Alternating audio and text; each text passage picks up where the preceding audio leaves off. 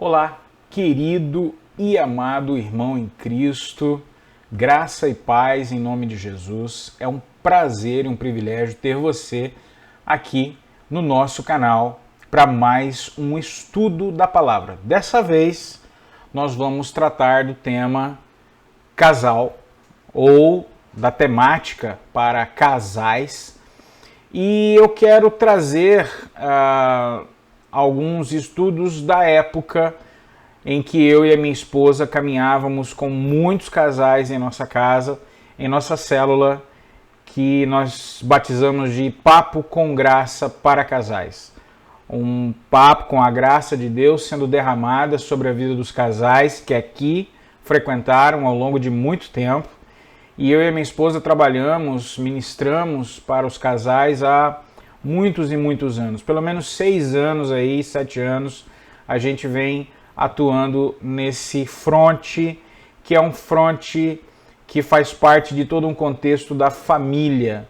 Hoje é uma das áreas mais atacadas em nossa sociedade, a vida conjugal. E eu adianto também que estou elaborando também uma nova série de estudos que eu chamo de Teologia para Casais. Se Deus quiser, vai se transformar em um e-book, onde eu faço uma coletânea de todas as ministrações que nós preparamos ao longo desses 6 anos, trabalhando com casais, que eu batizei de Teologia para Casais. Por que Teologia para Casais? Teologia porque teologia é o estudo de Deus, né? O estudo sobre Deus, o estudo acerca de Deus, aquilo que Deus ele fala a nós. Para casais, porque nós vamos buscar na palavra de Deus todo o ferramental necessário para que os casais superem as suas crises, superem dia após dia os seus relacionamentos e eles se tornem cada vez melhores, né, dentro daquilo que Deus planejou para a vida do casal, dentro daquilo que a Bíblia nos orienta, nos fala, nos mostra, né?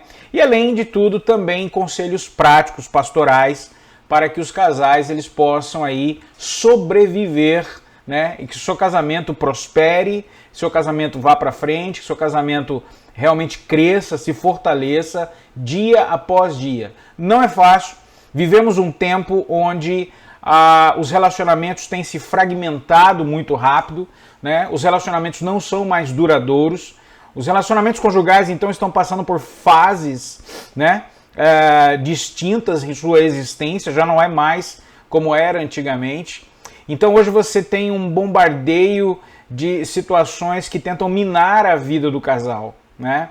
E atacam-se de todos os lados, marido, esposa, filhos, finanças, relacionamentos familiares, etc. E aí vem toda uma série de situações que envolvem a vida do casal.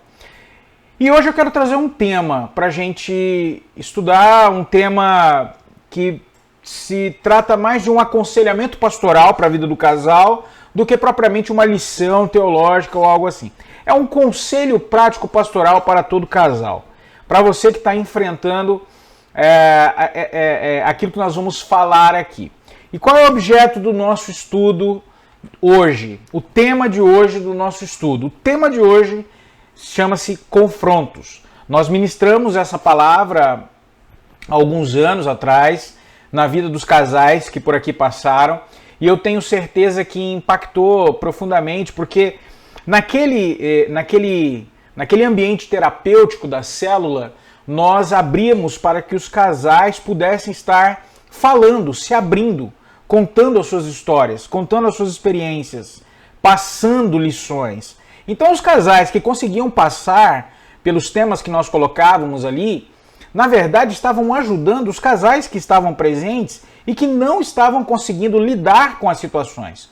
Então muito tratamento houve ali através da troca de experiências que nós vivenciamos. Então foi um período muito produtivo, foi um período muito bom, porque nós experimentamos ali uma troca de informações úteis na vida de todos os casais que estavam presentes aqui em nossa célula. E um dos temas que nós trabalhamos aqui foi a série Confrontos.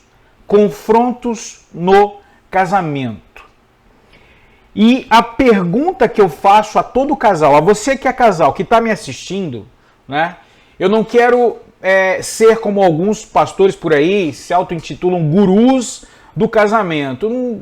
Eu acho que o casal, ele se constrói. Eu acho que a palavra de Deus, ela nos prepara, a vida cristã prepara o casal para os embates.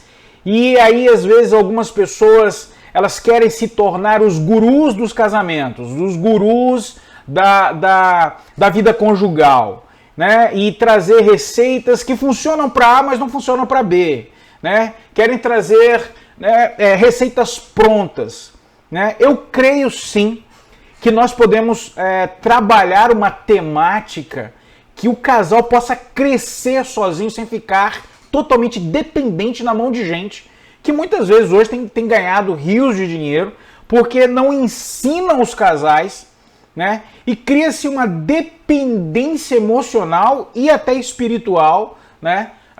Por conta de que não conseguem construir sua relação sozinha, não conseguem andar, não conseguem caminhar, não conseguem dar um passo se não tiver um aconselhamento, um coach, um treinamento, um conselho, né? E isso não é legal.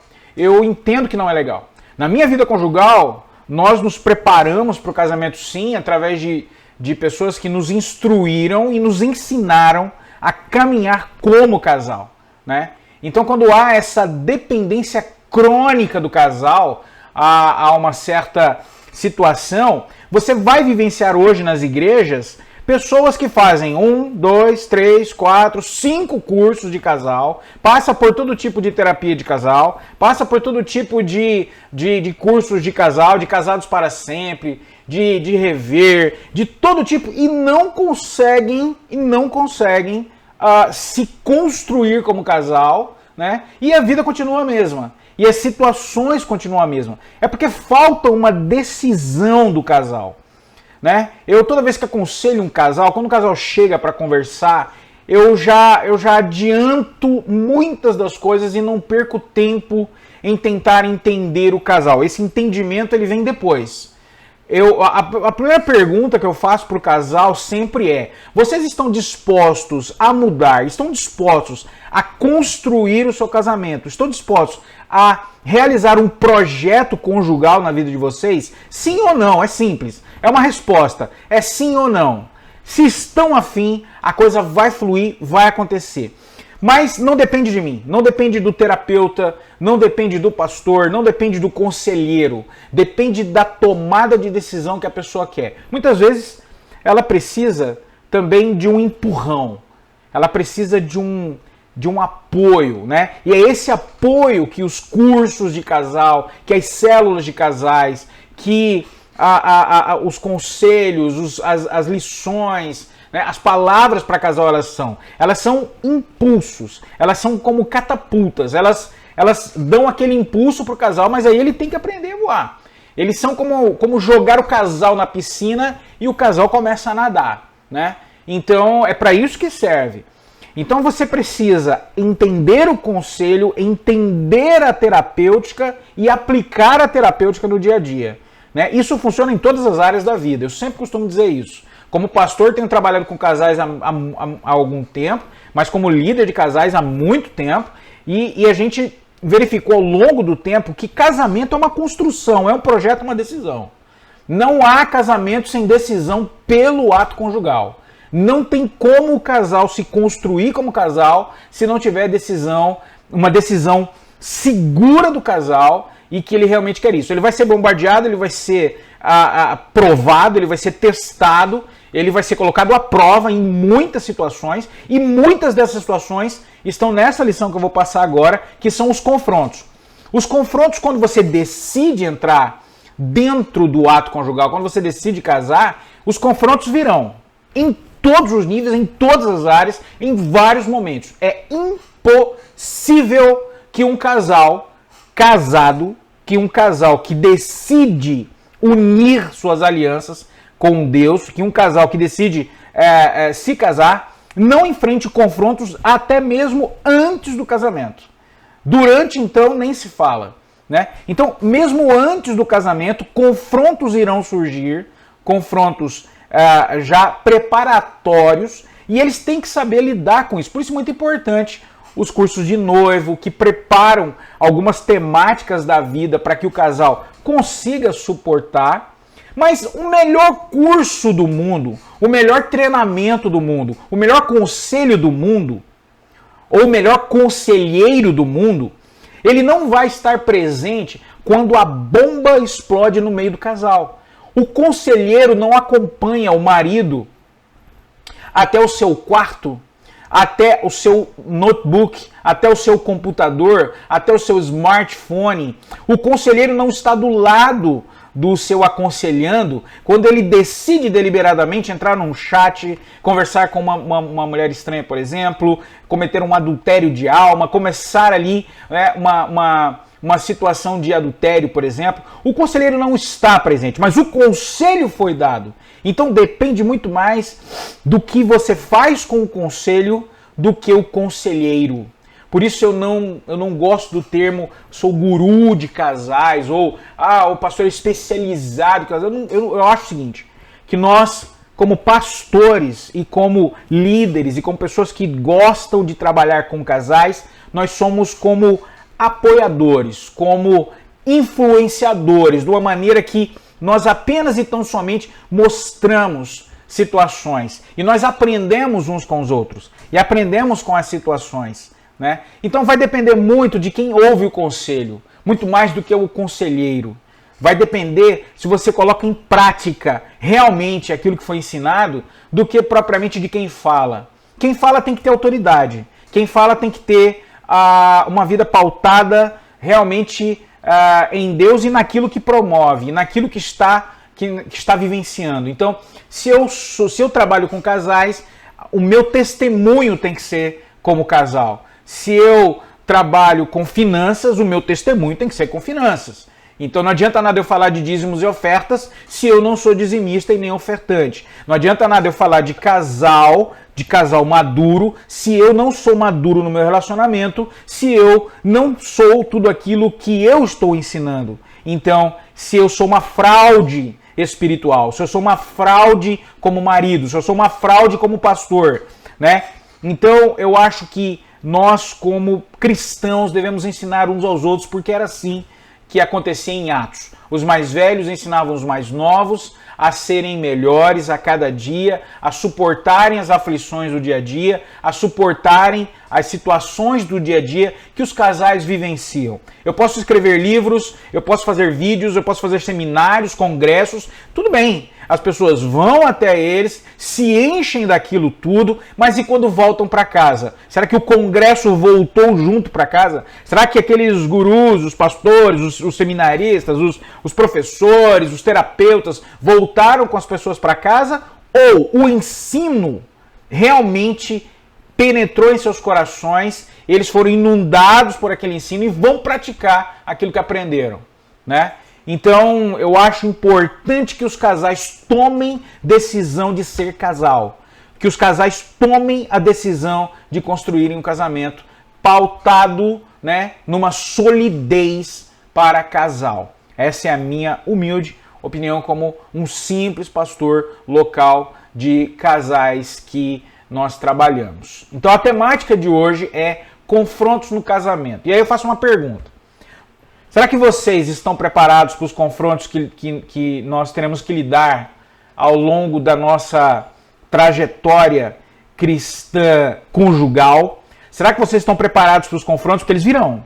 Serão muitos, serão doloridos, serão terríveis. Muitas vezes nos levarão ao limite das situações. Mas eu tenho que estar preparado. Eu não posso entrar num casamento pensando que será um mar de flores e deixar de entender que casamento também tem confronto. Que pode se tornar um grande palco de guerra, inclusive. Que pode se tornar uma situação terrível, que leva as pessoas ao limite da sua existência, né? Então, será que eu estou trabalhando isso? Será que eu estou preparado para enfrentar isso? E olha que eu estou falando, aqui para um casamento pautado na construção, na base sólido. Quer dizer, eu estou deixando de lado questões que provavelmente nós vamos analisar em outros estudos, Mas eu estou deixando de lado, por exemplo, se você iniciou seu casamento com um marido violento. Eu não estou nem levando em consideração se o seu marido já lhe deu um tapa, se a sua esposa já te agrediu, se o teu esposo já te agrediu verbalmente ou fisicamente. Eu não estou levando em consideração. Eu estou levando em consideração de que isso nem existe no seu casamento. Porque se existir, a conversa sobre o confronto é um outro nível. Então, eu estou partindo do pressuposto aqui, nesse estudo, de que você está lidando com alguém que você ama. Porque o primeiro critério direto, o primeiro critério para o casamento é que as pessoas se amem, tenham um projeto junto. Então eu não estou partindo do pressuposto de que você se encontraram na vida e decidiram se unir. Não estou partindo do pressuposto de que você já enfrentou situações e já conhece o caráter do seu marido ou da sua esposa. Eu estou tomando como princípio basilar de que não houve nenhum tipo de ação que já se contrapõe ao casamento saudável. Não estou falando de violência, não estou falando de confrontos terríveis que os casais passam. Estou lidando hoje com os confrontos para um casal maduro que se ama, mas que vai enfrentar confrontos. Porque esses outros confrontos que nós estamos lidando, essas outras situações, né, que eu estou dizendo, elas nem fazem parte ainda. Aí já é um outro nível, um outro estado, um outro tipo de aconselhamento. Uma outra situação, uma situação grave. Né? Violência doméstica, violência do cônjuge. Seu marido tem vícios. Né? Você já casou com ele sabendo que ele era um viciado em jogo, um viciado em bebida, um viciado em pornografia, um viciado em sexo promíscuo. Então, eu não estou nem lidando nessa situação. Se seu marido ou sua esposa ou vocês ambos caminham em situações antagônicas ao evangelho, não estou nem tratando sobre isso.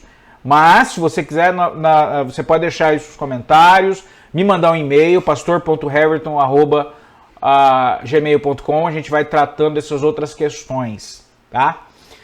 Mas vamos para a temática de hoje, que são confrontos no casamento. E aí eu pergunto se vocês estão preparados para os confrontos no casamento. Bom, essa imagem aí, eu quero passar algumas imagens para vocês. Eu vou passar algumas imagens. E eu quero que você que está vendo a imagem, aqui no canto, aqui embaixo, eu quero que vocês reflitam sobre essa imagem. Qual é a sua opinião sobre essa imagem?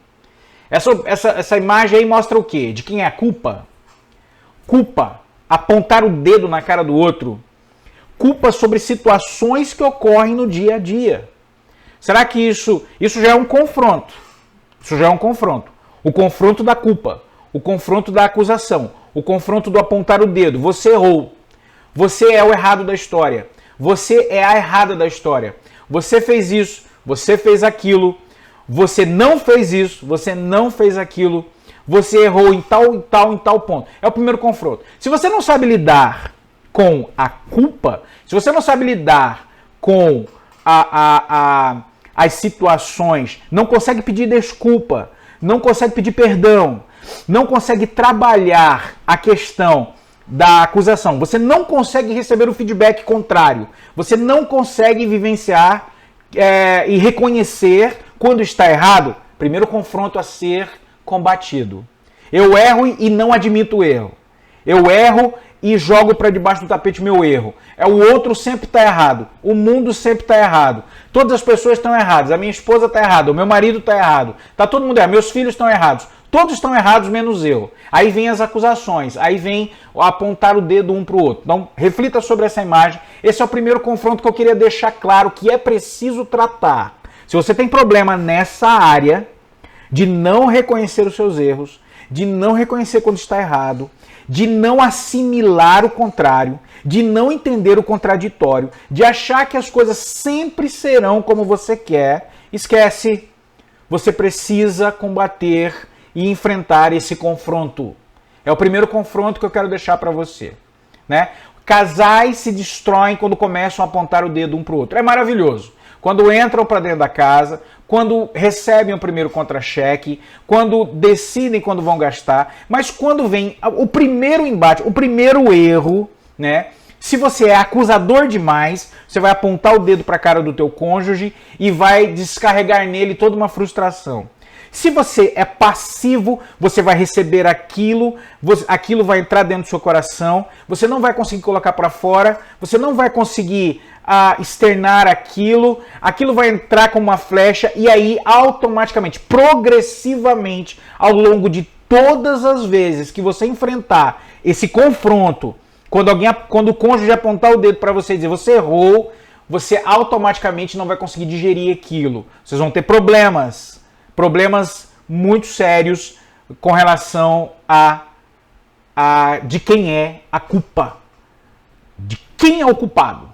Você é o culpado. Não, é você que é o culpado. Não, é você que é o culpado. Primeiro confronto conjugal. De quem é a culpa?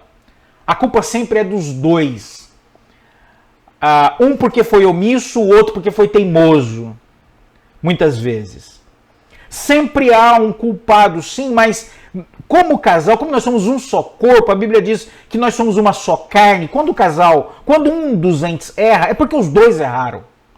Um muitas vezes pela omissão, outro muitas vezes pela teimosia, né, de não ouvir o outro. E o outro muitas vezes se omite em falar, porque não amadureceram como casal para ouvir a voz do outro, para ouvir a opinião do outro. Então toma cuidado, esse é o primeiro conselho que eu deixo para você. Toma cuidado com relação à culpa, de quem é a culpa, apontar o dedo uns para os outros. Vamos para a segunda imagem. A segunda imagem é essa. Qual é a sua opinião sobre essa imagem? Nós temos um casal aqui discutindo, uma criança já com filhos, né? A criança ouvindo tudo, a criança presenciando os pais, a criança absorvendo o modelo de crise conjugal dos pais. Ela já está absorvendo esse modelo, ela já está absorvendo que o casal não dá certo, ela já está absorvendo os conflitos conjugais, ela já está absorvendo a gritaria que é em casa, ela já está absorvendo a xingação, a ofensa que um está fazendo com o outro, os acessos de explosão e de raiva que o casal está tendo, porque o segundo aspecto, o segundo confronto que eu quero dizer para você é que não é só briga e discussão, nem só de briga e discussão vive o casal, meus irmãos. Mas muitos casais não conseguem se conter quanto às brigas e discussões. Discutem por tudo, brigam por qualquer coisa, discutem por qualquer coisa. Não filtram, não exercem o domínio próprio. E aí não respeitam a presença, muitas vezes, dos filhos, dos pais, né? Não se respeitam como casal, não se respeitam como cônjuges. E aí nós temos, né, as brigas e discussões constantes. E quando da primeira briga e da primeira discussão ela se torna uma constante na vida do casal, ela não para mais. Acaba se entrando num círculo vicioso de brigas e discussões. Então você precisa enfrentar isso. Você que é casal, está me assistindo, você precisa enfrentar isso no seu casamento. Você precisa enfrentar isso na sua vida conjugal, porque se a sua briga hoje, se o seu ato conjugal hoje é só briga e discussão, tá errado, ok? Então, nós precisamos entender que dos confrontos mais difíceis também dos casais é quebrar o ciclo de briga e discussão. Amém? Vamos para a próxima. Próxima. Muito bem, mais uma imagem. Essa aqui é séria. Essa é séria. Essa causa confronto, um confronto muito grande na vida do casal. Qual é a sua opinião sobre essa imagem que eu estou mostrando a você? É o confronto do sexo que termina. É o confronto do ato sexual que esfria. É o confronto da vida sexual que diminui, da constância sexual, do prazer sexual, da vida sexual do casal que sofre altos e baixos por situações diversas. Isso causa um confronto terrível. Milhares de casais estão enfrentam isso diariamente. Né? Isso é motivo de divórcio, de adultério, é motivo de traição, é motivo de abandono, é motivo de muito sofrimento, é motivo de tristeza. É uma causa terrível que precisa ser tratada, combatida, entendida, né, pelo casal.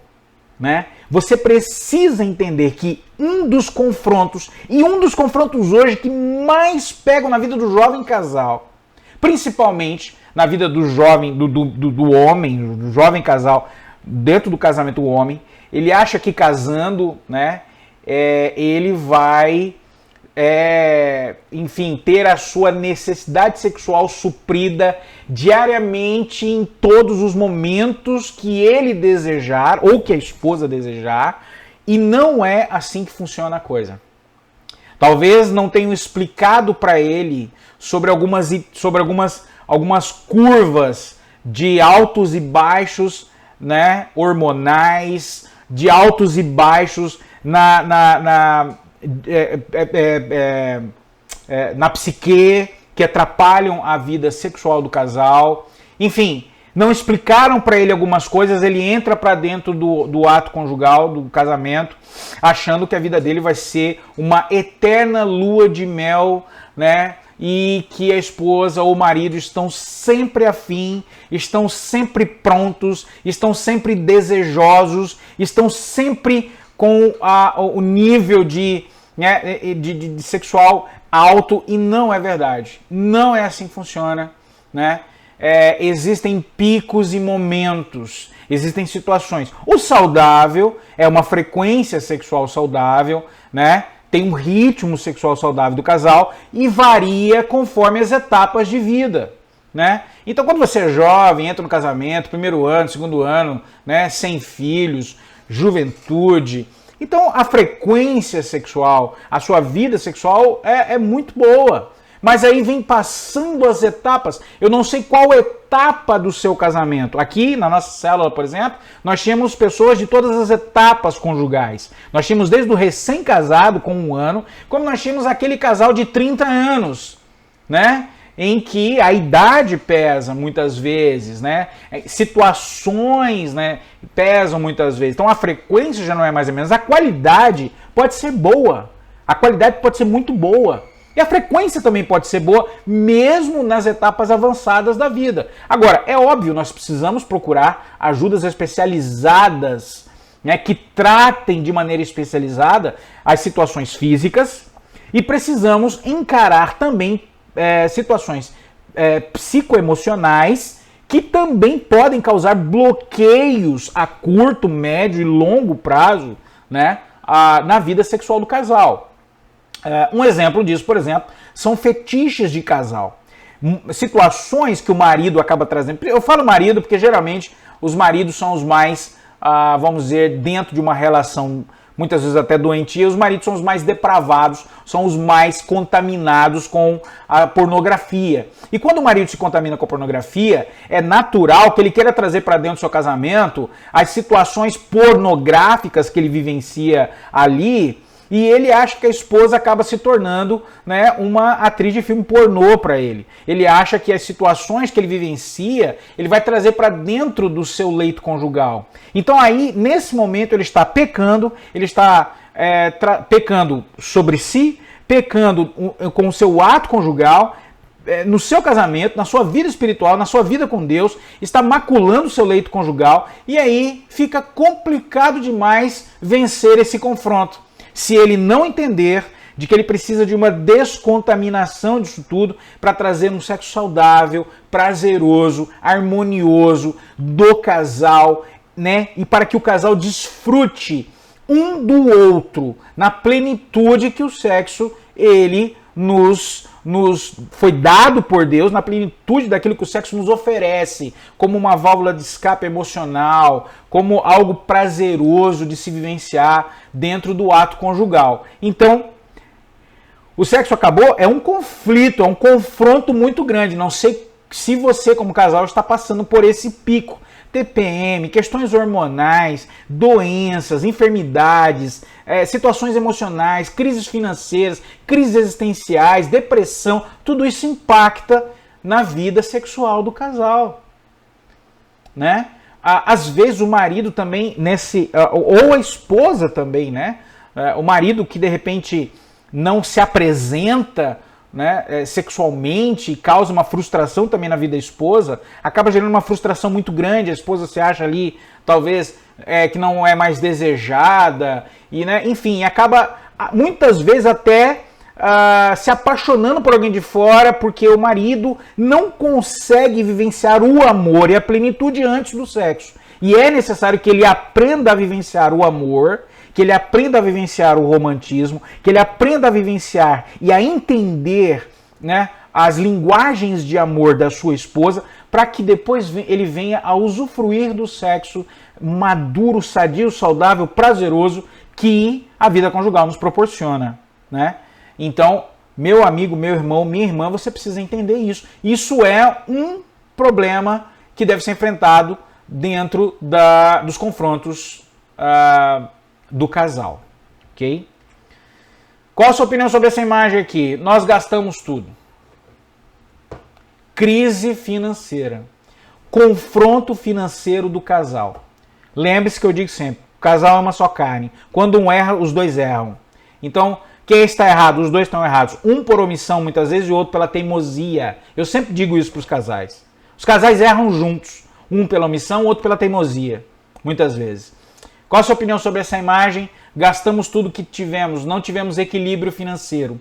Controle exagerado também causa problema, como gastos desnecessários, exagerados também causam problema. O desequilíbrio financeiro causa divórcio, causa abandono, causa problema conjugal, causa tristeza, causa acusações, causa uma série de coisas. Então, um confronto conjugal muito que ocorre muito, principalmente no tempo em que vivemos, é o confronto conjugal financeiro. E esse confronto precisa ser trabalhado. E aí, claro, nós estamos aqui passando sobre os pilares dos confrontos conjugais, né? Nós vamos tratar efetivamente de cada um desses em aulas específicas, em encontros específicos aqui na nossa célula virtual Papo com Graça. Que saudade dessa célula que eu tenho. E que nós passamos momentos tão prazerosos aqui ensinando os casais sobre isso. Gastamos tudo. E agora, pastor? Bom, e agora é reconstruir. Tocamos fogo em tudo, agora é reconstruir. Agora é esperar brotar. Agora é trabalhar aquilo que nós podemos trabalhar, né? Então, existem maneiras sim de lidar com o confronto conjugal financeiro, desde que nós entendamos prioridades financeiras na nossa vida, ok?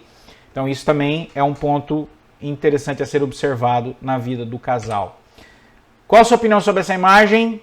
Essa imagem quer dizer muita coisa. Quando aparece o guru do cônjuge, um amigo ou uma amiga, muito mais importante, muito mais amigo do que o próprio cônjuge, ou até mesmo um familiar.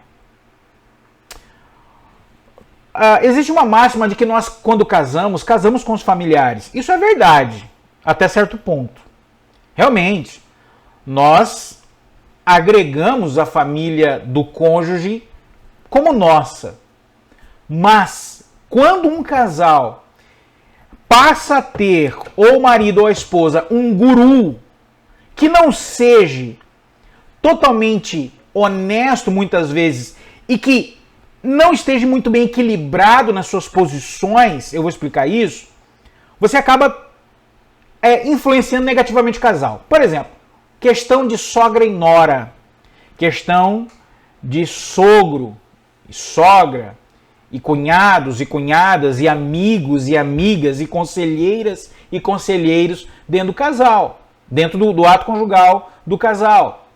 Então, às vezes, a sua esposa não é a sua mãe, o seu marido não é o seu pai. Muitas vezes você quer um tratamento diferenciado, você quer que seu marido te trate como seu pai te tratava. E o perfil, a característica, né, a cultura dele, a linguagem de amor dele, não é essa. Você vai ter que aprender a absorver isso, né? Então, muitas vezes, os gurus dos cônjuges aparecem nos dando palpites sobre nossas vidas, ou muitas vezes querendo influenciar nas nossas vidas, quando é o casal que precisa parar e tomar as decisões. Nós, como casal, tomamos as nossas decisões. Nós temos que tomar as decisões maduramente como casal, enfrentar as consequências como casal. Existem sim as opiniões que nós coletamos como frutos, e eu costumo fazer essa analogia, as opiniões são como frutos que nos dão.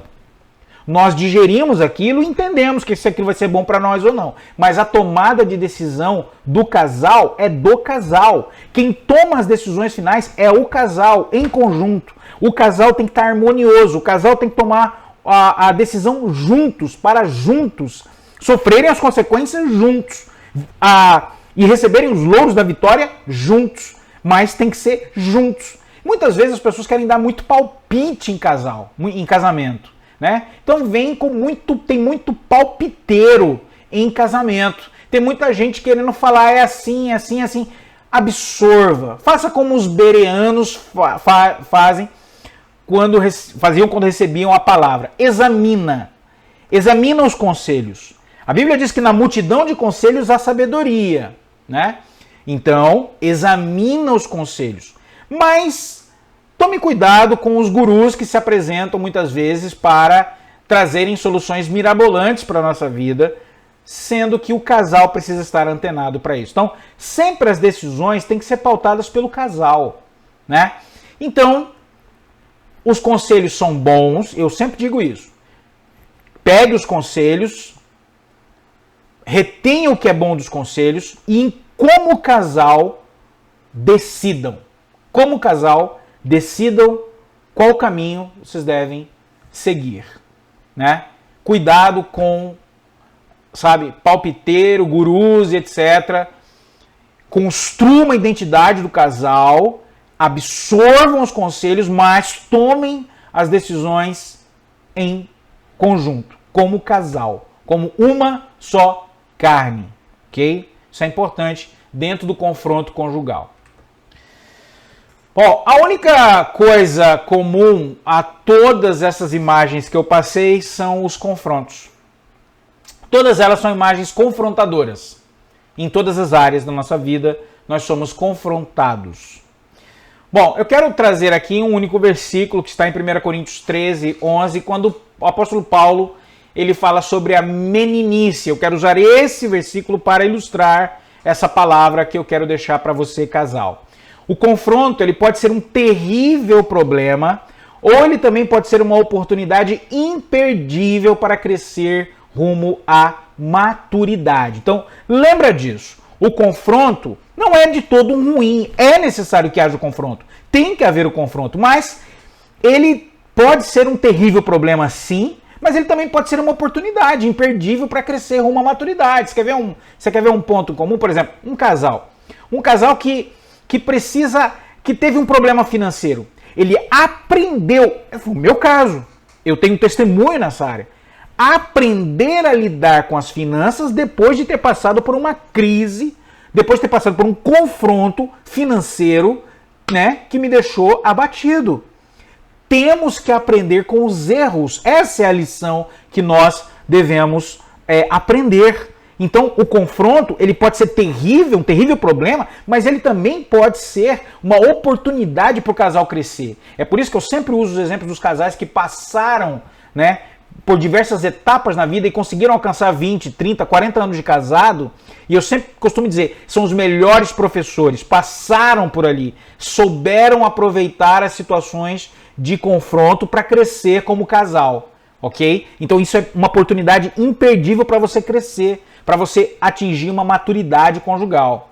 Paulo escreveu lá em 1 Coríntios capítulo 13, versículo 11, quando eu era menino, ou seja, imaturo, quando eu era menino. Eu poderia, vamos, né, trazer para nossa lição, poderia parafrasear Paulo e dizer quando eu era solteiro, quando eu era solteira, né? Eu quero que você use essa analogia da palavra. Paulo diz, quando eu era menino, eu falava como menino, eu sentia como menino, eu pensava como menino. Quando cheguei a ser homem, ou seja, quando eu alcancei a maturidade, quando eu alcancei a plenitude, quando eu alcancei uma posição mais elevada, quando eu cresci como pessoa, meu intelecto, meu físico, meu porte, minha idade, quando eu envelheci, amadureci, eu desisti das coisas próprias de menino. E o primeiro conselho que eu dou é que você não é mais solteiro. Eu tô falando para casal, casado, tá? Então, parafraseie isso. Quando eu era solteira ou solteiro, eu falava como solteiro, eu sentia como solteiro e eu pensava como solteiro. Mas agora que eu cheguei a ser casado, eu desisti das coisas próprias de solteiro. E tem muito casal que acha, tem muito membro do casamento, tem muito cônjuge que acha que ainda vive uma vida de solteiro ou solteira dentro do casamento. Isso é um prato cheio para o confronto, para a briga, para o divórcio. Né? Você tem que aprender a ser casal. Aprender a ser casal. Quando eu era menino, falava, sentia e pensava. Eu quero trazer aqui essas 3 ações de alguém imaturo e que passa a ser maduro, tá? 3 ações. Primeiro, eu falava como menino. Eu verbalizava, eu falava como solteiro. Eu externava a minha vida como solteiro. Hoje eu não sou mais. Eu não posso mais falar tudo o que penso. Eu não posso mais agir como eu deveria agir. Porque eu falava como solteiro uma coisa. Mas hoje eu não posso mais fazer isso, porque hoje eu sou casado. Eu sentia, minhas emoções eram ligadas à minha solteirice. Eu estava aberto para relacionamentos. Eu visualizava novos relacionamentos. Eu caminhava para onde eu queria. Eu sentia como solteiro. Hoje eu não posso mais. Porque você tem que sentir agora como casal. O que te causa prazer e emoção tem que ser do casal agora. Né? Então você sente agora não mais como solteiro. Né? E eu pensava, a minha psique era toda voltada para minha solteirice, para minha vida de liberdade solteira. Agora eu tenho uma liberdade, mas uma liberdade conjugal. O cônjuge tem que estar presente aos meus pensamentos.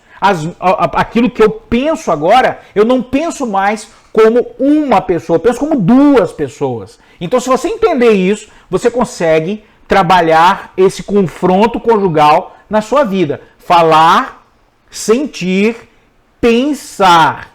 É importante que o casal entenda isso. Falava como solteiro, meu filho, você não fala mais. Sentia como solteiro, você não pode sentir mais. Pensava como solteiro, gasto como gastar, compro o que eu quiser, faço o que eu quiser. Né? Eu penso como solteiro. Tem muito casal, tem muito marido ou muita esposa pensando que é solteiro dentro do casamento. Você não pode mais. Você não pode mais pensar como solteiro dentro do casamento, porque senão você vai trazer confronto. Vai ter problema. Você quer gastar, você quer comprar, você quer fazer o que você acha que você deve.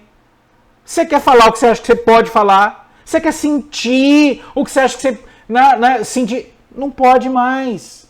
Não pode mais. Isso não é uma coisa negativa. Ele apenas mudou de foco.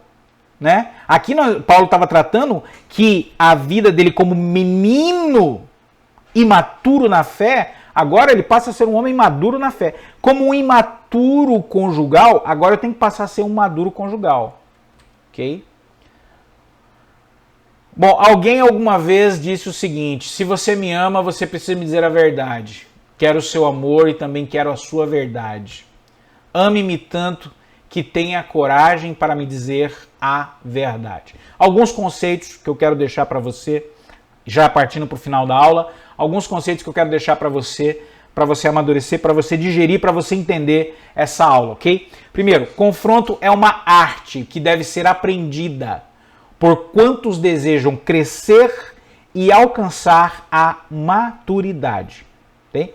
Confronto é permitir e aceitar a divergência. O que é divergência? Divergência é a discordância, é o desacordo, é a discrepância.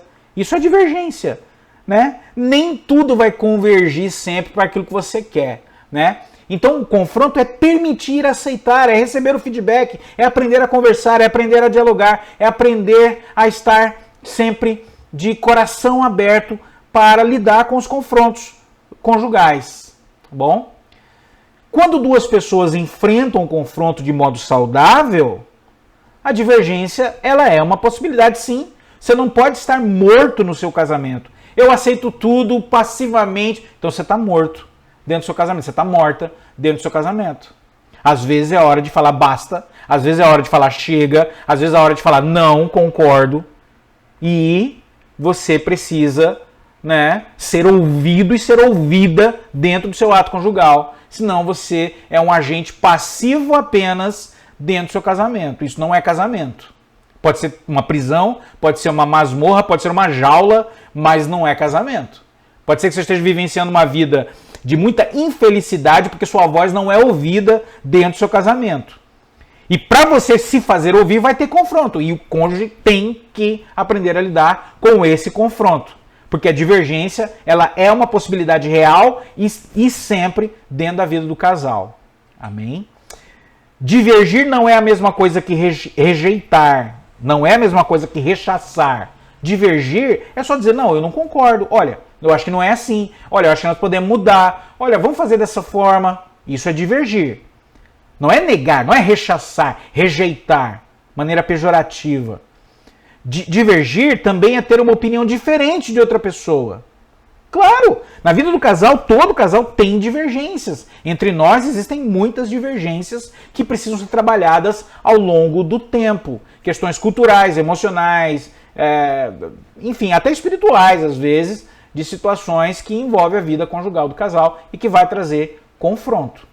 Bom, gostaria de deixar aqui, ao final, como começar a resolver o problema dos confrontos. A minha pergunta é, sempre para a vida do casal, como é que eu consigo resolver os problemas dos confrontos conjugais? A pergunta é simples. Você se importa com seu cônjuge?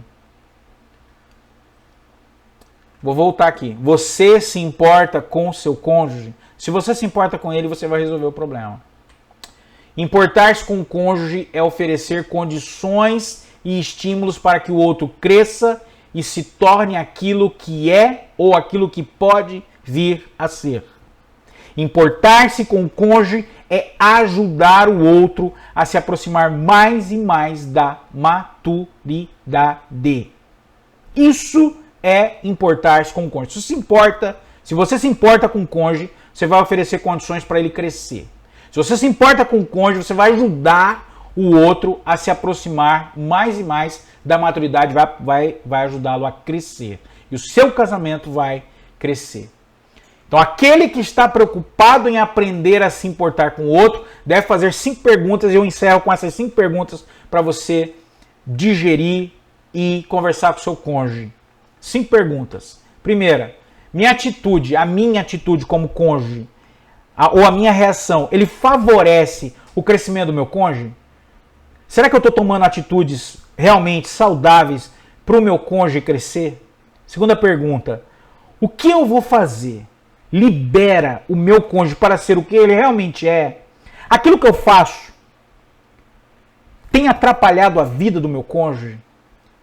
Tem bloqueado a vida do meu cônjuge?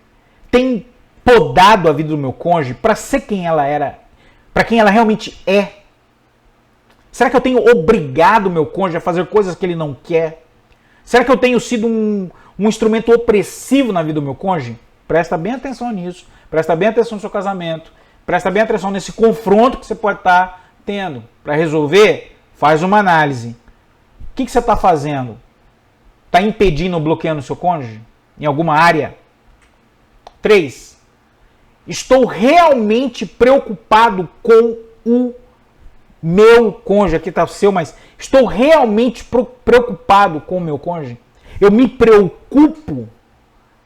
Eu preocupo a minha mente com o meu cônjuge? Eu quero o melhor bem-estar? Eu me preocupo com o meu cônjuge? Ele é objeto do meu pensamento, da minha preocupação? Se não for, está errado. 4. Eu estou de fato interessado no bem-estar do meu cônjuge? Porque se mostrar preocupado é uma coisa, estar interessado é outra. Realmente você de fato está interessado no bem-estar do seu cônjuge, no crescimento do seu cônjuge, para enfrentar os confrontos que se apresentam para o casal? E a quinta e última pergunta. Eu estou tendo uma consideração genuína com o meu cônjuge? Antes de fazer a burrada, a coisa errada, antes de pisar na bola, eu penso no meu cônjuge. Eu paro para pensar, aquilo vai magoá-la, vai magoá-lo, vai maltratá-lo, vai maltratá-la, vai feri-la, vai feri-lo de alguma maneira. Se você pensar nessas 5 perguntas como 5 propostas de mudança, eu tenho certeza absoluta que muitos dos confrontos vão ser eliminados na sua vida. Ok? Com isso, nós encerramos aqui a nossa aula, o nosso encontro, o nosso bate-papo, o nosso papo com graça para casal, nesse episódio de hoje, Confrontos. Eu espero que você tenha gostado. Se você gostou, deixa seu like, se inscreve no canal, me escreva se você quiser, pastor.heverton@gmail.com. Acesse nossa página www.hevertoncristaldo.com, né? Tem podcasts também lá. E fique o meu convite para a próxima aula. Nós vamos falar sobre um outro tema, com certeza muito edificante para a vida do casal. Que Deus abençoe a tua vida, em nome de Jesus. Fique com Deus, Deus abençoe. Amém.